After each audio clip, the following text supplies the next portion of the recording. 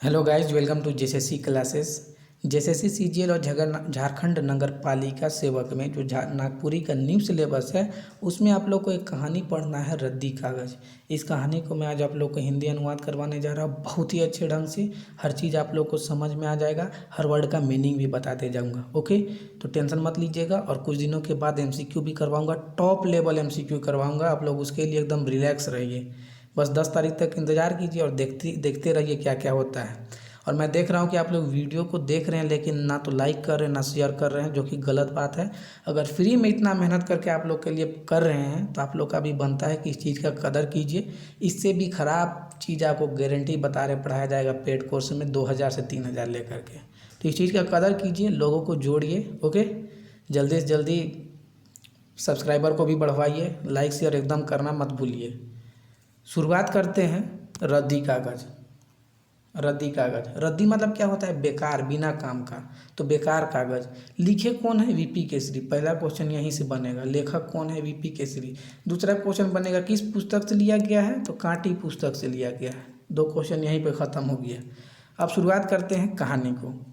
रद्दी कागज़ बेच, रद्दी कागज़, रद्दी कागज़ बेचो, रद्दी कागज़। तो ये सब सेंटेंस कौन सा बोलता है? जो टीना लोहा लोग होता है ना, जो गली मोहल्ला में घूमते रहता है अपना फेरी लेकर के, रिक्शा वगैरह लेके, तो वही लोग ये सब सेंटेंस बोलता है। कहानी देखिए। भोलवा जब जब रद्दी कागज़ किने के लिए फेरी लगाते, हमर टोला से पार होएला, हमके उकरी बोली में कई किस्म कर अर्थ परमार्थ सूझे लागेला। लेखक बोल रहे हैं कि भोलवा, भोलवा कहानी का पात्र है। आपसे पूछा जाएगा भोलवा किस कहानी का पात्र है? सुनिए, लेखक बोल रहे हैं कि भोलवा जब जब रद्दी कागज़ खरीदने के लिए, खरीदना, कीने के लिए मतलब खरीदने के लिए, फेरी लगाते हुए मेरा टोला से पार होने लगता है, तो उसका ई बोली सुन के, कौन सा बोली? रद्दी कागज़ बेचो, रद्दी कागज़ बेचो। तो भोलवा का इस बोली को सुन करके लेखक जो है भोलवा के इस बोली में का कई तरह से अर्थ निकालने लगते हैं, कई तरह से मीनिंग निकालने लगते हैं। सबसे पहले तो ओकर सुई कर नोक लखे पातर सुर ऐसन खूपेला जैसे सोझे सोच कान के छेदत है। लेखक आगे बोल रहे हैं कि सबसे पहली बात तो यह है कि भोलवा का जो सुर है, आवाज़ है, जो कैसा है? सुई के नोक जैसा। मतलब सुई का जो छोर होता है कितना पतला होता है, सुई का नोक ही कितना पतला होता है। तो भोलवा का सुर को लेखक उसी से तुलना कर रहे हैं, सुई का नोक से। और क्या बोल रहे हैं कि सबसे पहली बात तो यह है कि भोलवा का जो सुई का नोक जैसा पतला सुर है, आवाज़ है, वो ऐसा खपता है जैसे सोच कान के छेद करत है, जैसे सीधे सीध कान को छेद करते हुए पार हो रहा है। ओके। उकर बाप सुई देवत रहे हमरे के जब कविराज बरिया फेल कर जाए। लेखक आगे क्या बोल रहे हैं कि जब हम बीमार पड़ जाते थे और वैद्य जो होता था वो हमको नहीं ठीक कर पाता था, ठीक करने में असफल हो जाता था, तो फिर भोलवा के पिता हमको सुई देता था। से घड़ी हमरे के बाँह उकर बट अगुआए के बाबूजी हमरे के मुड़ के दोसर बट धैर के घुराए देवे। अब जब भोलवा के पिता लेखक को सुई देने लगते थे, उस समय लेखक के पिता क्या करते थे कि लेखक का बाँह को भोलवा के पिता के साइड कर देते थे और लेखक के मुड़ को यानी सर को दूसरे साइड कर देते थे, क्योंकि बहुत लोग को सुई से डर लगता है ना। मगर सुई बाँह में ठेके और हमरे चिचियाए लगी, लेकिन जैसे ही सुई बाँह में टच करता था और हम चिल्लाने लगते थे। भोलवा करी बोली के सुइन के एखनो बुझाएला कि खूब जोर से चिचियाले तनी जीव अस्थिर हो तक। आगे लेखक क्या बोल रहे हैं कि भोलवा का ये बोली को सुन के, कौन सा बोली इसको सुन करके कि रद्दी कागज़ बेच, रद्दी कागज़ बेच। तो भोलवा का इस बोली को सुन करके लेखक बोलते हैं कि अभी भी ऐसा लगता है कि खूब ज़ोर से, मतलब ज़्यादा ज़ोर से चिल्लाने से थोड़ा सा हम लोग का मन या हृदय जो होगा यह अस्थिर होगा, शांत होगा। आगे देखिए। फिर बुझाएला कि वो हमरे के रद्दी कागज़ कहते। अब दूसरा मीनिंग क्या निकाल रहा है लेखक उसका भोलवा का बोली से कि शायद भोलवा जो है हम ही लोग को रद्दी कागज़ बोल रहा है, हम ही लोग को बेकार बोल रहा है, बिना काम का बोल रहा है। ए रद्दी कागज़ मान, रद्दी कागज़ बेच दो। ए रद्दी कागज़ मतलब रद्दी लोग, बेकार का आदमी लोग, अपना रद्दी कागज़ को बेच दो। ले हम रहे होली रद्दी कागज़। लेखक बोल रहे कि लो हम ही लोग अगर हो गए रद्दी कागज़। मतलब लेखक खुद से सोच रहे और खुद जवाब भी दे रहे हैं। अरे सार तो आपने रद्दी कागज लखे बेगर भेद कर हो ले और हम रहे के कहिस ले रद्दी कागज। लेखक फुलवा को क्या बोल रहे हैं, मतलब ये अपने मन में ये सारा चीज़ को सोच रहे लेखक कि अरे सार तुम तो खुद बिना भेद का रद्दी कागज हो गया है और हम लोग को ही तुम रद्दी कागज बोल रहा है। मगर भोलवा बेजाय नहीं कहते शायद, लेकिन भोलवा जो है यह गलत नहीं बोल रहा शायद। बेजाय बेजाय का बहुत सारा मीनिंग होता है, जैसे कि खराब हो गया, रद्दी भी हो गया, बेकार, बेकाम, ये सारा चीज़ बोल सकते हैं आप। तो यहाँ पे क्या होगा कि मगर भोलवा बेजाय नहीं कहते शायद, मतलब वह गलत नहीं बोल रहा है, मतलब वो शायद ठीक ही बोल रहा है। हम लोग को जो रद्दी कागज बोल रहा है शायद ठीक ही बोल रहा है। रद्दी कागज बेच के नोन तंबाकू कर खर्चा निकलाए, चाहे छौआ पूता के महीना कर, आखिरी दिन में कोनो कोनो घटल टूटल पुराए के बाद नौकरिया आदमी ले कोनो ऐसन अनजान चीज ना लागे।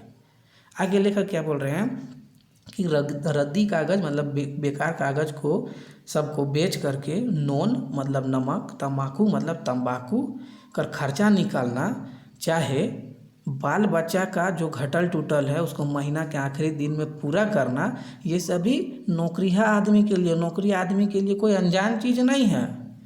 तो ये तो रद्दिए कागज तुलनी होली हमरे, और लेखक बोल रहे हैं इस तरह से हम लोग तो रद्दिए कागज के जैसे ना हुआ। तो एक माने मुँह ठीके कहेला शायद, तो एक अर्थ में शायद भोलवा हम लोग को जो रद्दी बोल रहा है, बेकार बोल रहा है, वो सही बोल रहा है। आई होप कि वीडियो आपको, कहानी आप लोगों को समझ में आ रहा होगा। मुदा असली दर्द तो हमके तब सालेला जब कि उकर बोली से उकरे दर्द भभके तेर सुनाएला। आगे लेखक बोल रहे हैं कि लेकिन असली दर्द हमको तब मतलब होता है, तब महसूस होता है जब उसी का बोली में उसका दर्द भभकता है, उसका दर्द प्रकट होता है। देख रे भाई का रही, भोलवा बोलता है देख रे भाई का थे, का होली, का हो गए, का थे और क्या हो गए। हम अब रद्दी कागज हो गेली, हम अब रद्दी कागज हो गए, मतलब बेकार हो गए हैं। हमार लायक तोहरे ठीन का है कि हमके देव, मेरा जैसा तुम्हारे पास क्या है जो हमको दोगे। जे रद्दी मद्दी हो इसे कहे दे दे, जो तुम्हारे पास रद्दी वगैरह है घर में उसी को हमको दे दो। सेठी नहीं लेवा भाई, दाम देवा, सेठी में नहीं लेंगे। सेठी में नहीं लेना मतलब बिना पैसा का नहीं लेंगे, उसका दाम देंगे तुमको, मगर 2 पैसा हो जाएगा कुछ तो दया कर। और इस तरह से मेरा 2 पैसा हो जाता है, कुछ तो दया करो। जो रद्दी मद्दी हो गया वो सब तो हमको दो, है ना। रद्दी कागज बेच रद्दी कागज, रद्दी कागज बेचो रद्दी कागज, दूर से सुना थे भोलवा कर हाँक।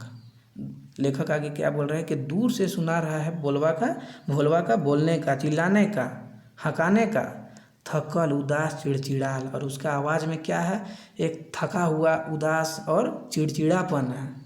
उकर बापो करे यही हाल रहे, उसके पिता का भी, भोलवा के पिता का भी यही हाल था। वे भी अपने जीवन में उदास थे, चिड़चिड़ापन था उनका जीवन, मतलब वो चिड़चिड़ाए हुए थे भोलवा के पिता भी।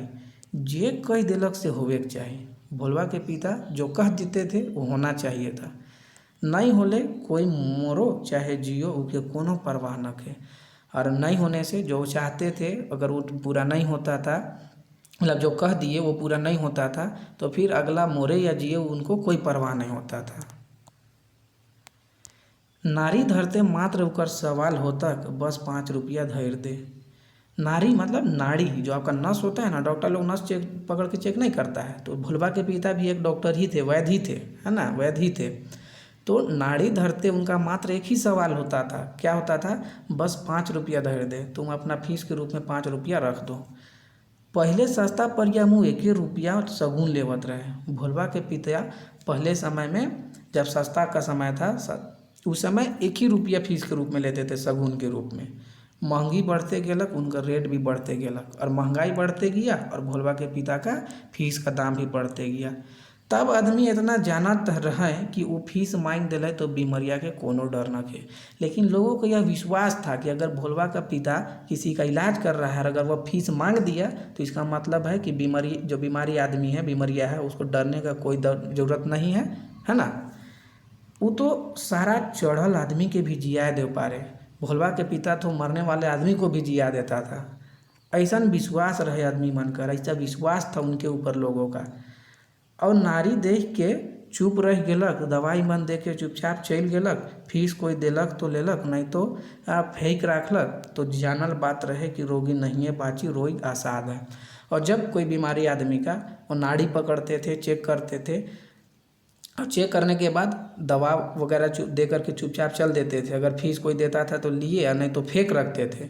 तो फिर इसके उनके इस मतलब एक्टिविटी से ये जान लेना होता था कि रोगी नहीं बचेगा, क्योंकि रोगी का जो रोग लगा है वह कोई असाधारण बीमारी नहीं है ना। मतलब रोग असाध्य है, मतलब साधारण बीमारी नहीं है, असाध्य है ना।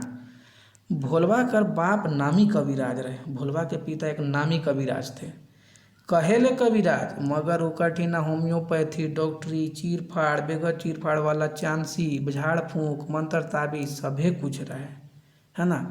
कहने के लिए वे कविराज थे, लेकिन उनके पास होम्योपैथी हो गया, डॉक्टरी हो गया, चीर फाड़ करने वाला सामान, बेगर चीर फाड़ करने वाला चांसी मतलब दवाई बीरो सब, झाड़ फूंक, मंत्र ताबीज सब कुछ उनके पास रहता था।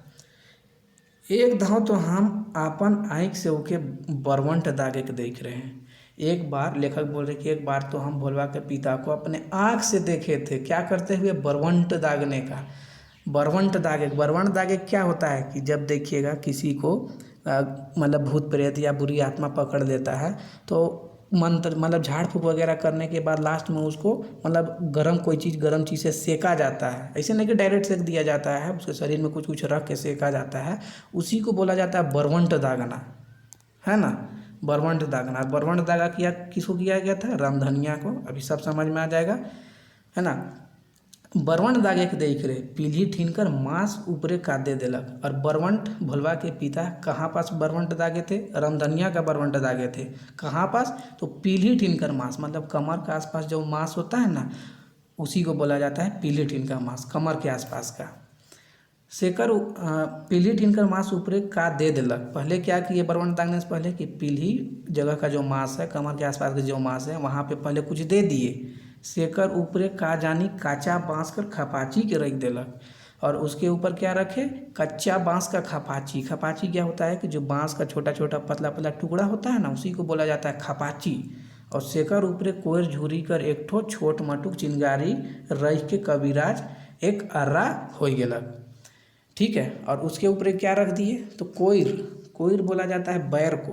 और बैर का पतला छोटा सा झुरी जो होता है लकड़ी, उसको चिंगारी बना करके रख दिए। बरवंट दागा जा रहा है तो चिंगारी बना के ना दागा जाएगा। तो बात यहाँ समझिए कि बरवंट दागा किया गया किसको, रामधनी को। कहाँ दागा गया, तो पीली जगह, है ना, शरीर का पीली जगह मतलब कमर के आसपास। दागने से पहले क्या किया गया कि पीली जगह जो मांस है वहाँ पहले कुछ दिए, उसके बाद क्या दिए, कांचा बाँस का खपाची को दिए। बताए खपाची क्या है। और खपाची के ऊपर क्या दिए, तो बैर का छोटा लकड़ी को चिंगारी बना के, और फिर अर्रा हो गेलक। ठीक है। और कविराज का अर्रा हो गेलक। और केरा थंभ कर डांटी मंत्र पढ़ के काटे लगलक। और फिर क्या करने लगे, मंत्र पढ़ के केला जो पौधा होता है उसको काटने लगे। डांटी मतलब वही होता है, डांटी एक्चुअली होता है जैसे लकड़ी होता है ना, उसी को बोला जाता है। पतला पतला लकड़ी होता है, लंबा लंबा, उसी को। लेकिन यहाँ पे समझिए कि केला का पौधा को ये काटने लगे मंत्र पढ़ के। रामधनिया के कई जन धर ले रहे हैं, और रामधनिया को बहुत कोई पकड़े हुए थे। बस 1 2 3 चाकू काटत थे केरा भीतरे कर डांटी के, और हिने रामधनी गरगरा थे। तो कविराज मतलब भोलवा के पिता रामधनी का जब बरवंट दागने लगे, और फिर मंत्र पढ़ करके केला का जो पौधा उसको काटने लगे, और केला का पौधा जैसे ही काटने लगा, और इधर रामधनी गरगराने लग, ठीक है, गरगरा थे मतलब बड़बड़ा थे, चिल्ला थे, लुगा हटा गलक। उसके बाद क्या हुआ कि रामधनी का लुगा हटाया गया, तनिकन खराल तैर हो रहे लुगा। अब उसको कोई भी मतलब कपड़ा है, लुगा मतलब कपड़ा को आप गर्म चीज़ से थोड़ा सा उसको दागिएगा तो वो तो कड़कड़ाएगा ही, तो वही बोला जा रहा है खराल। तनिकुन खरखराल तैर हो जाए रहे लुगा। चमड़ा में तो कोनो होइए न के, लेकिन रामधनी का जो पीली जगह का मांस को जहाँ दागा गया था, बरवंट दागा गया था, उस जगह का चमड़ा में कुछ नहीं हुआ था। 4 दिन पाछे वही ठिन बड़का को घाव, लेकिन 4 दिन के बाद वही जगह पे एक बड़ा सा घाव हो गया। अब दागेगा, आप अपना स्किन को दागिएगा तो घाव तो होबे करेगा, है ना। तो 4 दिन के बाद उसका घाव हुआ। कविराज कहलक उरीद दाइल खा, एकदम उल्टी मत है कविराज का। और घाव हो गया 4 दिन के बाद में, तो कविराज यानी कि भोलवा के पिता क्या बोल रहे रामधनी को कि उरीद दाइल खा, और आगे क्या बोल रहे कि एकदम उल्टी मत है कविराज का मतलब एकदम उल्टा विचार, उल्टा सलाह देते थे किसी को भी। उल्टा सलाह कैसे बोला जा रहा है, इसलिए बोला जा रहा है कि कविराज के अलग उरीद दाइल खा, आपका घाव हो जाएगा और उरीद दाइल खाइएगा ना तो पक जाएगा, ठीक होने में बहुत लंबा समय लेगा, ठीक है। तो उरीद दाइल वगैरह नहीं खाने का रहता है ये जब आपका घाव हो रहता है उस समय। लेकिन क्या बोल रहे हैं रामधनिया को ये कविराज भोलवा के पिता कि उरीद दाइल खा, है ना, मतलब इसलिए उल्टा विचार बोला गया कि उल्टा विचार देते थे वो। जर कर रोकी के दही खियाए और बेस करे, उनके तारीफ में ये चीज़ लेखक बोल रहे हैं कि बुखार वाला रोगी को दही खिला कर वे ठीक कर देते थे। मतलब उनकी इस भोलवा के पिता के पास इस तरह का ज्ञान था कि बुखार वाला बीमारी को दही खिला करके ठीक कर देते थे। तारीफ में ये सब लाइन बोल रहे हैं। खैर फिर का जा मलह मन देलक और ढिढरू रामधनी जलखरी और लेबदा लेके पहले तरी जाए लगलक बगीचा आंबा झाड़े। फिर उसके बाद भोलवा के पिता रामधनी को कुछ मलहम वगैरह दिए, उसके बाद तुरंत रामधनी ठीक भी हो गए। तो उसके बाद रामधनी जो है जलखरी ठीक होने के बाद जलखरी यानी कि जाल और लेबदा, मतलब आप समझिए जैसे आम वगैरह को गिराने के लिए कैसे आप लोग लेबदाते हैं, पत्थर लेबदाते हैं या डंठा वगैरह को लेबदाते हैं, तो लेबदा लेके पहले जैसा वो बगीचा चलक आंबा झाड़े। आंबा मतलब आम। बाहर कविराज वाहरे कविराज इके कहे ना हिकमत, इसको बोलते हैं ज्ञान। असल में इस सब गुण वो अपन बाप से सीख रहे हैं। असल में भोलवा के पिता जो है अपना ये सारा गुण जो है भोलवा के पिता अपने बाप से सीखा था, मतलब भोलवा के दादा से सीखा था। आई होप कि आप लोगों को सारा चीज़ समझ में आ रहा होगा। अगर थोड़ा बहुत नॉइज़ आ रहा है तो माफ़ कीजिएगा, क्योंकि मैं आज दूसरे जगह पर वीडियो बना रहा हूँ। ओके। रद्दी कागज बेच रद्दी कागज, रद्दी कागज बेचो रद्दी कागज। भोलवा के आइज कागज नहीं मिल की का। अब भोलवा के आवाज़ से लेखक क्या बोल रहे हैं कि भोलवा को आज कागज नहीं मिला क्या। उकर हाँक भट्ठी ठहर बट सुनाते हैं। उसका जो आवाज़ है वह भट्ठी तरफ सुना रहा है, जो दारू वगैरह का भट्ठी नहीं होता उधर से उसका आवाज़ आ रहा है। 1 मिनट पॉज कीजिए और वीडियो को पहले लाइक कीजिए और एक कमेंट कीजिए, ठीक है। आप लोग वीडियो को लाइक और कमेंट एकदम ज़रूर से ज़रूर कीजिए, बहुत मेहनत करके आप लोग के लिए पढ़ा रहे हैं। ओके, तो इस चीज़ का कदर कीजिए, यही बोलेंगे। पिए का आदत भी के अपन बापे से लाइक रहे। भोलवा को पीने का आदत उसके पिता से लगा था। आदमी भी अजबे जीव है। आदमी, लेखक क्या बोल रहे हैं कि आदमी इंसान भी अजीब प्राणी है। गुण धराए नहीं दोष होले तुरते धराए। गुण को तुरंत कॉपी नहीं करता है आदमी, लेकिन दोष को तुरंत कॉपी कर लेता है। मतलब दोष को, मतलब बुरी चीज़ को तुरंत कॉपी कर लेता है। उकर बाप रहे नियम कर बड़ा पक्का। भोलवा के पिता जो था वह नियम का बहुत पक्का थे। बिहान उठे, बिहाने उठते थे, सुबह उठते थे, खेत बाड़ी पर से घूर के आवे और 100 डंडा बैठकी बांधल रहे।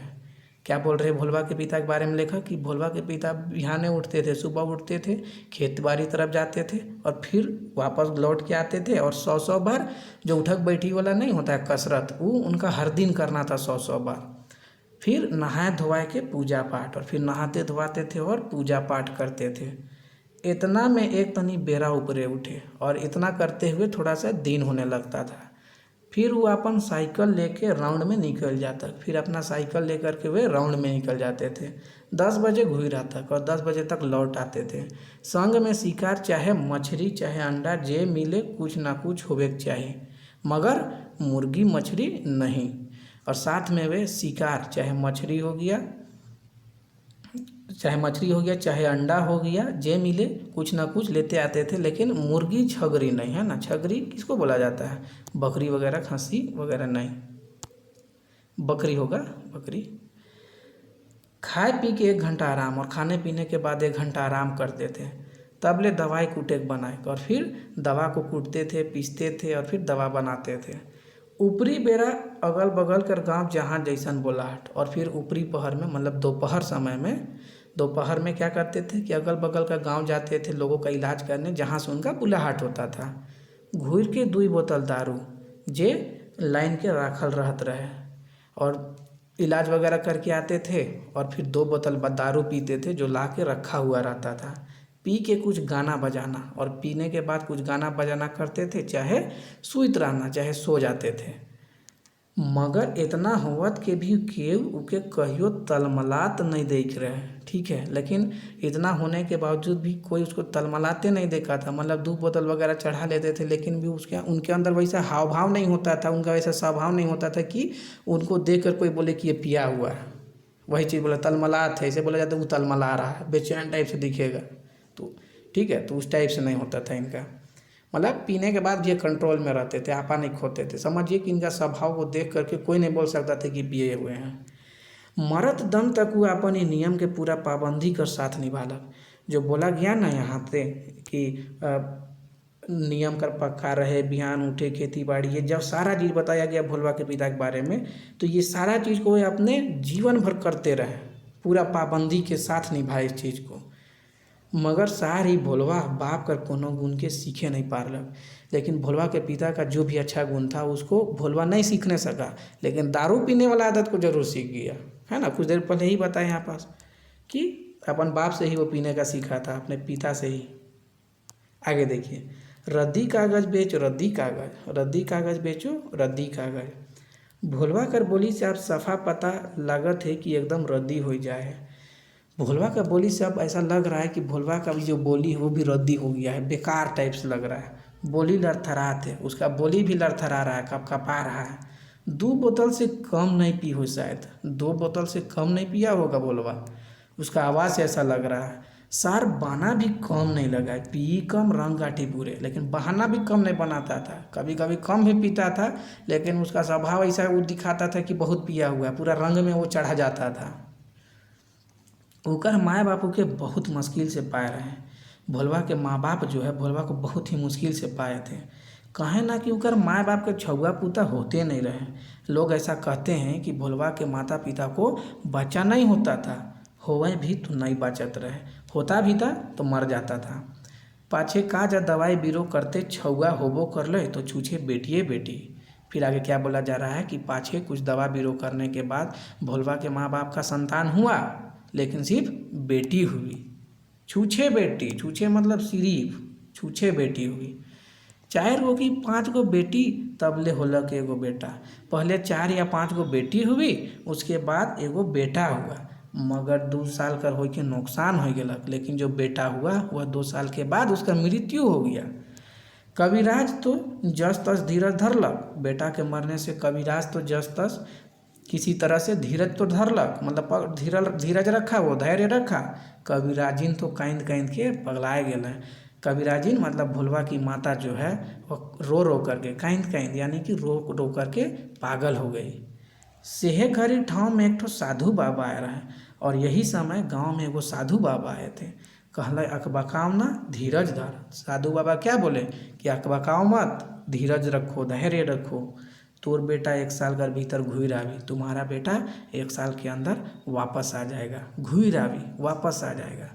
भोला बाबा के नीत पानी ढारल कर, भोला बाबा कि भोला बाबा का नीत मतलब निरंतर हर दिन उसको पानी दिया करो, पानी ढारल कर मतलब पानी दिया करो।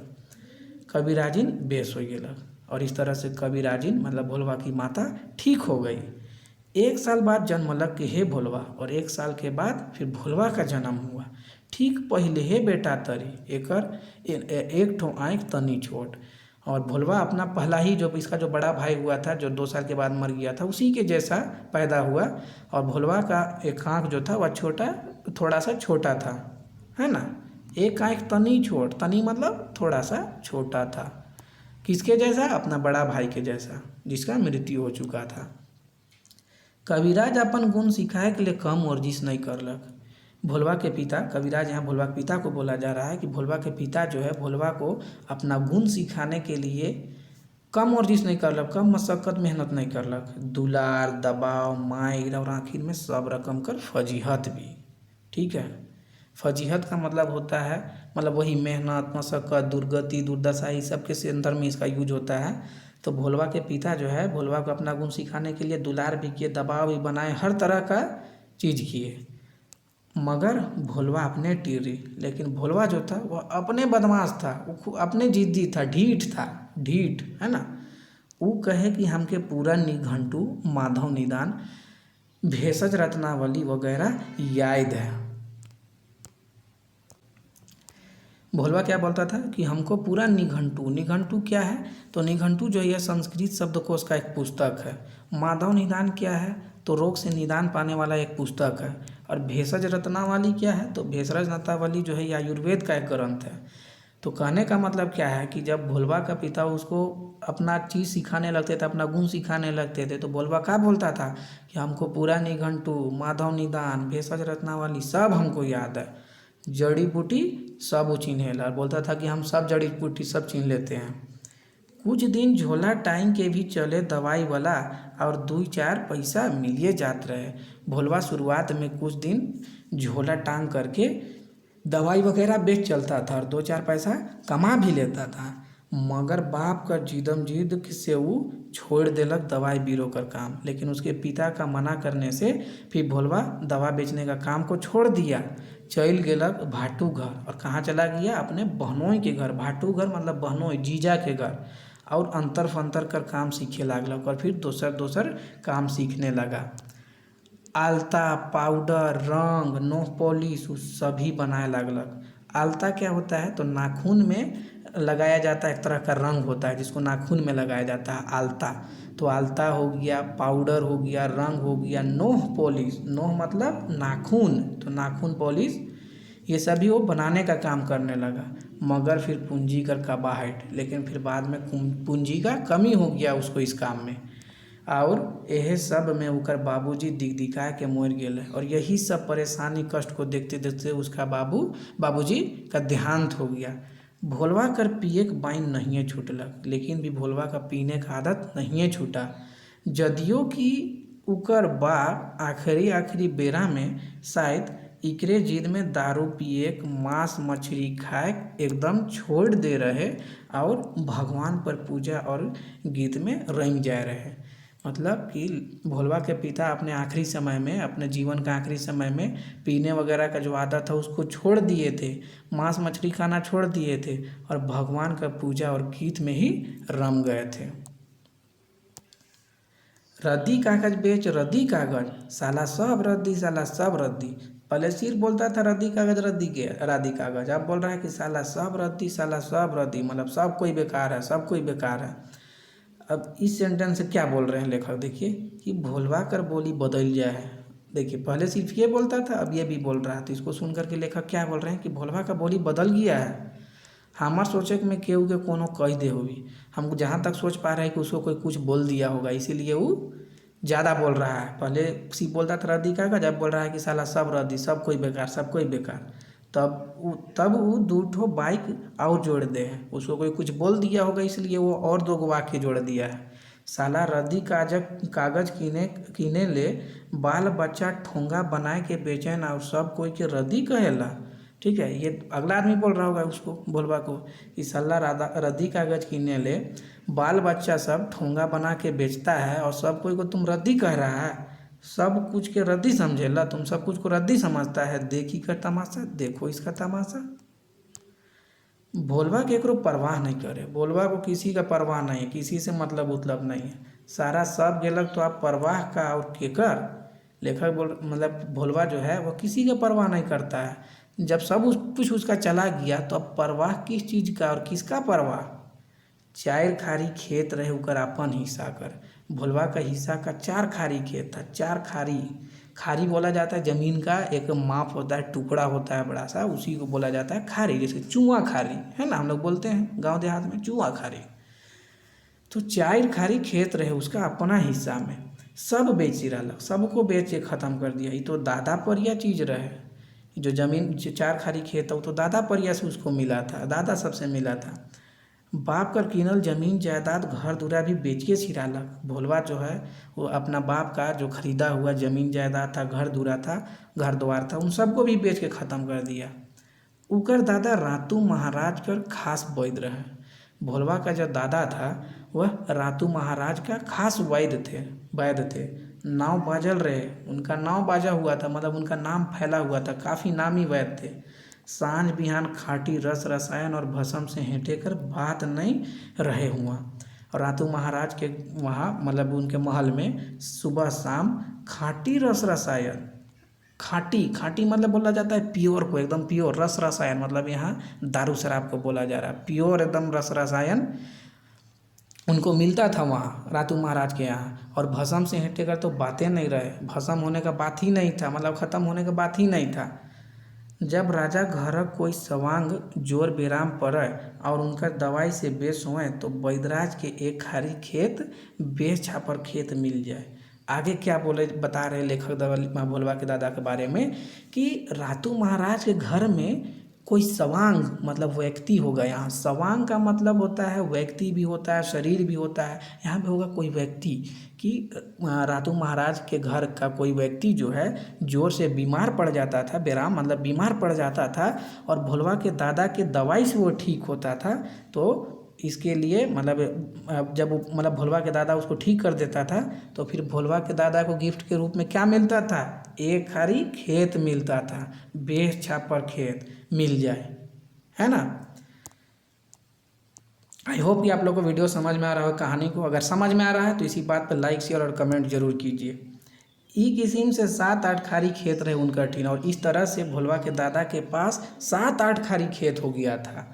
मोदक फादक कर आमदनी ऊपरी रहे से रहबे करे और भी लोगों का वो इलाज करते थे, उससे जो पैसा होता था तो अलगे था उनका। अफराइत काचा पैसा और अफराइत और फुर्सत भी अफराइत, अफराइत बोला जाता है मतलब अनगिनत, बहुत बेहद। तो अनगिनत काचा पैसा और फुर्सत भी अफराइत बेहद उनको मतलब फुर्सत भी मिलता था। फुर्सत बोला जाता है एकदम मतलब कुछ काम नहीं करना है, फुर्सत एकदम आराम रहना है ना।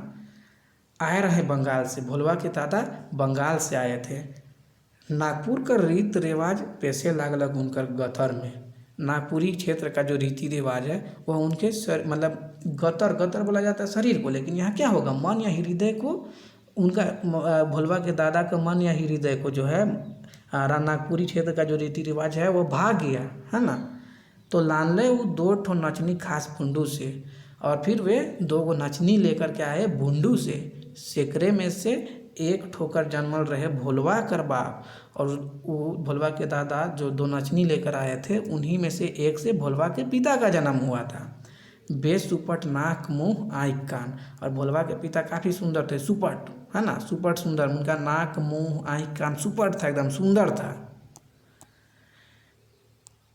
और से सब कर और कुछ तो नहीं मगर ताव बाचल रहे भोलवा कर खून में। भोलवा के पिता के बारे में क्या बोला जा रहा है कि उनका नाक मुंह कान सुंदर था और ये सब चीज़ भोलवा में नहीं था, लेकिन भोलवा का पिता में जो ताव था, उनका खून में जो ताव था, गर्मी था, जोश था, रोष था, तो वो चीज़ भोलवा में भी था, भोलवा के खून में भी था, ठीक है। और से सब कर और कुछ हो तो नहीं, मतलब भोलवा का पिता जो सुंदरता वगैरह था ये सब भोलवा में नहीं था, लेकिन भोलवा के पिता का में जो रोष था, जोश था, ताव था, वह भोलवा के खून में भी था। केकरो बर्दाश्त कर के वो रह जाए ये तो वो सीखिए नहीं रहे। भोलवा किसी का बर्दाश्त करके रह जाए यह तो सीखा ही नहीं था। काफ़ी गर्मी था खून में, नहीं बोलते हैं कि ये तो काफ़ी गर्म मतलब गर्मी है, तो अलगे जोश वाला आदमी है, तो वही चीज़ है। बाप के तो अपन चिन्हबे नहीं करलक तो दोसर के का चिन्ही, है ना।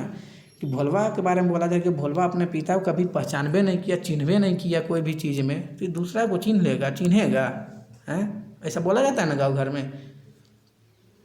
अनेक किस्म कर कारबार करके भोलवा थक जा रहे, बहुत तरह का कारोबार मतलब व्यापार करके भोलवा थक गया था। उकर भाई कहियो संग नहीं देलक, भोलवा का भाग्य जो है उसका किस्मत कभी उसका साथ नहीं दिया। दवाई बीरो से रंग रोगन में उतरलक। सबसे पहले क्या काम करना शुरू किया था, दवाई वगैरह बेचना शुरू किया था जो बताया, तो दवा बीरो के बाद रंग बनाने का काम में उतरा, तब उतरलक मुरही फुरही में और फिर मुरही सब बेचने का काम करने लगा। अब बगीचा आरा तनी मटक कुटिया बनाए ले है, जनी छुआ बन से काटिया इनके बेचैना। और अब क्या किया है कि बगीचा का किनारे में एक छोटा सा कुटिया बना लिया है और वहीं पे उसका जो जनी छुआ है मतलब बाल बच्चा लोग है, पत्नी और बाल बच्चा है, वे सभी बन से काठी ला करके बेचते हैं। तीने पीढ़ी में हमरे भोलवा कहाँ से कहाँ आ गया, 3 पीढ़ी में ही भोलवा कहाँ से कहाँ आ गया।